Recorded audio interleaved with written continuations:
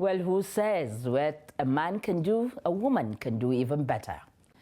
Now, moving on, many Nigerians see Armed Forces Remembrance Day, marked every the 15th of January, as often seen as a ceremonial gathering to honor fallen heroes and appreciate the sacrifices of gallant officers who fought and died for the nation, while also encouraging those in active service.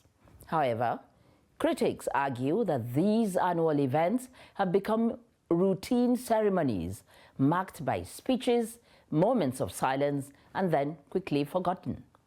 Veterans like Lance Corporal Adamu Muhammad are among millions of retired servicemen who fought to keep Nigeria united, but are now bedridden, neglected, and abandoned. Trust TV's Abdullahi Yamadi visited the residence of the ex-military officer in Katsina and now reports.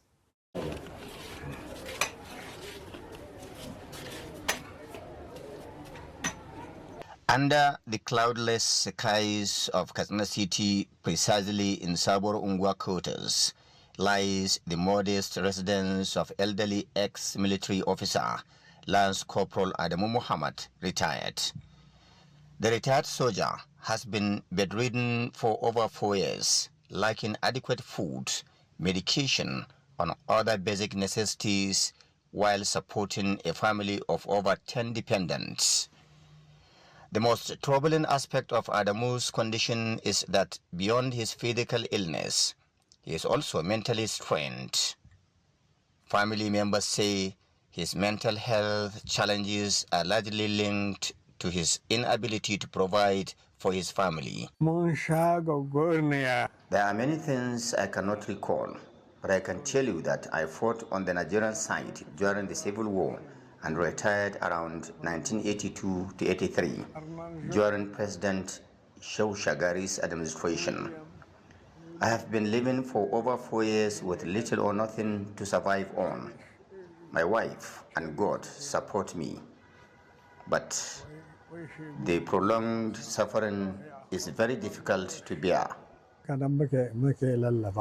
At present, the retired soldier suffers from severe back and chest pains, confining him to one spot without proper medical attention, forcing him to rely on herbs as alternative treatment. Lance Corporal Adamu Muhammad is described by residents of Sabor Ungwa as a humble, hardworking, and compassionate man who was deeply committed to the development of his community. Neighbors revealed that the devout Muslim personally introduced and sustained regular sanitation exercises in the area. Our condition is one of endless suffering. Sometimes I have to take on menial jobs just for us to survive. My husband's pension is barely enough, and he has large bills that it cannot cover. I appeal to Governor Diko Umar Rada to come to my husband's aid and support him. I think he's the type of person that the heart says yes, but the body says no. He is no longer in control of things. He can't be able to, he feels bad about what is going on currently with the security situation. So I think people such as him, the government should come to their aid, considering the role they played in uniting the nation.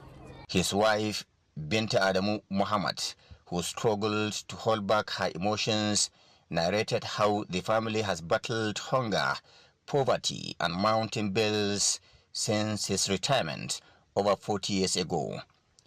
She disclosed that his irregular and inconsistent pension, amounting to between 19 and 20,000 naira, is their only source of income, an amount she says cannot even cover his weekly medical expenses. In the same vein, the family appeals to the Katsina State government and relevant authorities to come to the aid of Adamu Muhammad, considering his service and sacrifices to the nation. The patient is my grandfather, and we are the only ones taking care of him. He served this country to the best of his ability, but all we have is a miserable life full of suffering. We often manage only one meal a day. We humbly ask for help. He is an old soldier. He fought during the Biafran War. And unfortunately, when they finished their service, I can say that they were dumped, but they are forgotten with.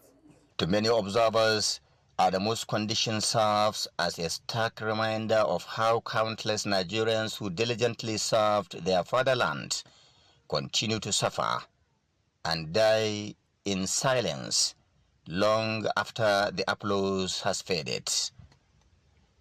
Abdullahi Isma, Yamadi, Trust Television News, Katsina.